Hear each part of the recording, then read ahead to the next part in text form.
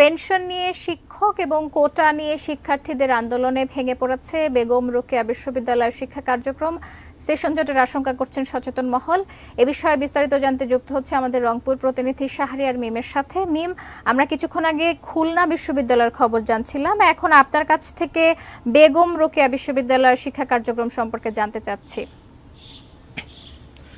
শাকিরা, আপনাকে ধন্যবাদ। এই মুহূর্তে রয়েছি বেগম রোকেয়া বিশ্ববিদ্যালয়ের প্রশাসনিক ভবনের সামনে।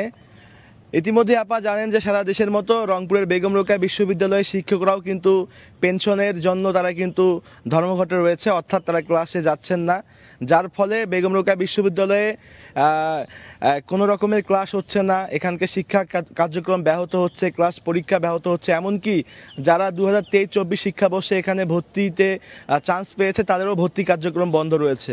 আবার অন্যদিকে এখানকার যারা শিক্ষার্থীরা রয়েছেন তাদের একটা বড় অংশ তারা কোঠা সংস্কার আন্দোলনের সাথে যুক্ত, তারাও কিন্তু ক্লাসে নেই। শিক্ষকরাও ক্লাস নিচ্ছেন না, শিক্ষার্থীরাও আন্দোলনের মাঠে। সব কিছু মিলে বেগম রোকেয়া বিশ্ববিদ্যালয়ের যে শিক্ষা কার্যক্রম একদমই স্থবির হয়ে পড়েছে।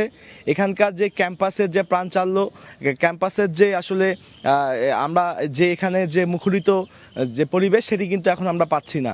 আপনাদেরকে যদি একটু দেখাই যে শুনশান নিরাপত্তা এই মুহূর্তে বেগম রোকেয়া বিশ্ববিদ্যালয় ক্যাম্পাসে। এই শিক্ষকদের যে কর্মবিরতি সে কি প্রতিদিনই চলে। শিক্ষকরা কিন্তু আরও 1 ঘন্টা পর তারা এখানে আসবেন, এসে অবস্থান গ্রহণ করবেন। প্রতিদিন তারা 2 ঘন্টা করে অবস্থান করছেন। আর বিশ্ববিদ্যালয় ক্যাম্পাসে কোনো ধরনের এখন শিক্ষার্থীদেরকে আমরা দেখতে পাচ্ছি না এই মুহূর্তে। তবে এখন থেকে প্রায় বিকেল 3টা নাগাদ কোঠা সংস্কারকারী আন্দোলনের যে শিক্ষার্থীরা রয়েছেন তাদের কিন্তু বের হওয়ার কথা রয়েছে। আমরা এই মুহূর্তে বেগম রোকেয়া বিশ্ববিদ্যালয়ের একজন শিক্ষার্থীর সাথে কথা বলবো। এই যে আপনারা যে ক্লাসে আপনাদের ক্লাস নেই, আপনার কোঠা সংস্কার আন্দোলনে, সেই সাথে আপনারা আবার শিক্ষকরা অনশনে, কিভাবে দেখছেন? আসলে সব মিলিয়ে আসলে আমাদের অবস্থা সত্যি খুবই ভয়াবহ। আমরা যদি কোটা আন্দোলনের কথা বলি, সেখানকাও আন্দোলনকারীরা কালকে কিন্তু টিকতে পারেনি, অন্যদিকে শিক্ষকরাও আসলে আন্দোলনে রয়েছে। সব মিলিয়ে আসলে আমাদের অবস্থা ভয়াবহ। আমরা ক্লাস পরীক্ষায় পিছিয়ে যাচ্ছি, আমরা সেশন জটে পড়বো, এটা অবধারিত রয়েছে। আচ্ছা, শিক্ষকরা কি বলছেন আপনাদেরকে? শিক্ষকরা বলছেন যে তাদের দাবি আদায় না হওয়া পর্যন্ত তারা আসলে ক্লাসে ফিরবেন না।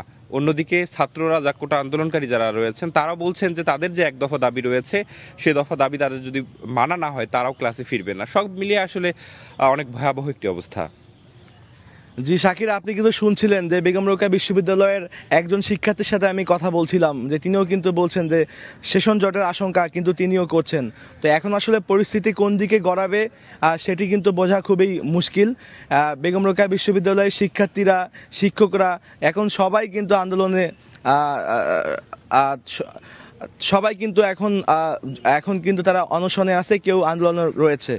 তো শাকিলা, এই ছিল আমার কাছে রংপুর থেকে সর্বশেষ অবস্থা।